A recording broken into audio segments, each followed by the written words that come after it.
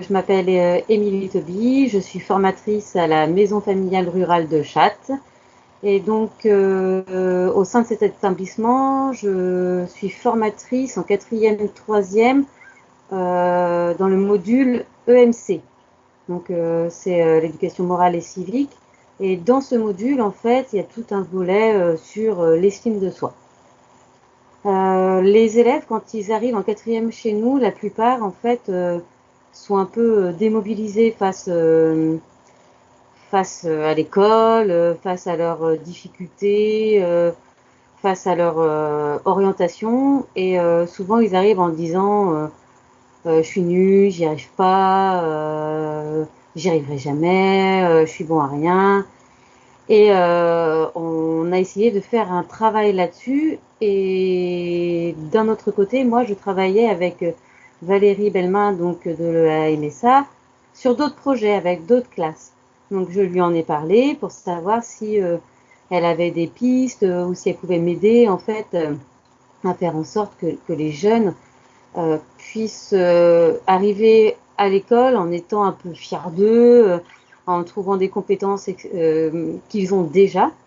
Et on a commencé à travailler petit à petit en fait ensemble sur ce thème-là.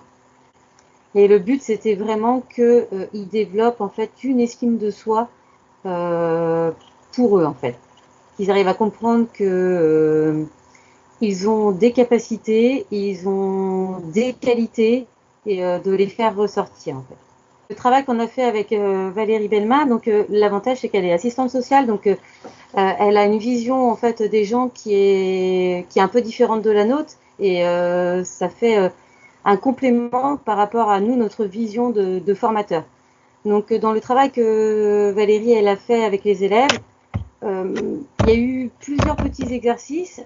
Un des exercices c'était par exemple qu'ils demandent en fait à leur entourage des qualités qu'eux avaient. C'est-à-dire qu'ils allaient demander, ils avaient une feuille, et ils allaient demander en fait à leurs parents, à leur entourage, de citer les qualités qu'ils avaient eux.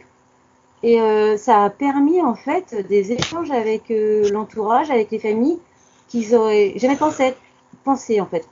Il y a des jeunes qui sont revenus en me disant je pensais pas que mes parents pensaient que j'étais sérieux, pensaient que j'étais travailleur. Ils avaient des fois une vision assez négative de ce que pouvaient ressentir leurs parents par rapport à eux. Et ça a été un super retour et assez chouette. L'avantage en fait de travailler avec Valérie Bellemin, c'est que déjà elle a toute la notion d'une assistante sociale, donc toutes les difficultés que les jeunes peuvent avoir, ça elle les connaît très bien. Et ça a permis en fait vraiment aux jeunes de se libérer pardon, sur la parole. C'est-à-dire que nous, on reste des formateurs, ils nous voient tout au long de l'année. Des fois, même si on s'entend très bien avec eux, ils ont des fois des moments où ils n'osent pas tout nous dire.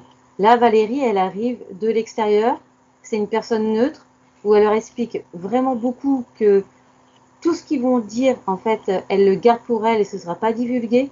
Donc, ils sont à l'aise et ça leur permet vraiment de libérer ce qu'ils ont sur la conscience et de pouvoir avancer sur eux, sur l'estime de soi et de vraiment développer, comment je veux dire, euh, une confiance en eux et une confiance en la personne à qui ils vont parler. Alors que nous, ils se disent peut-être qu'on va discuter entre formateurs et une personne neutre, ça change tout. Alors pour cette année, en fait, avec la MSA, on va continuer en fait le travail sur l'estime de soi. C'est-à-dire que les réunions avec les jeunes et Valérie sont déjà programmées.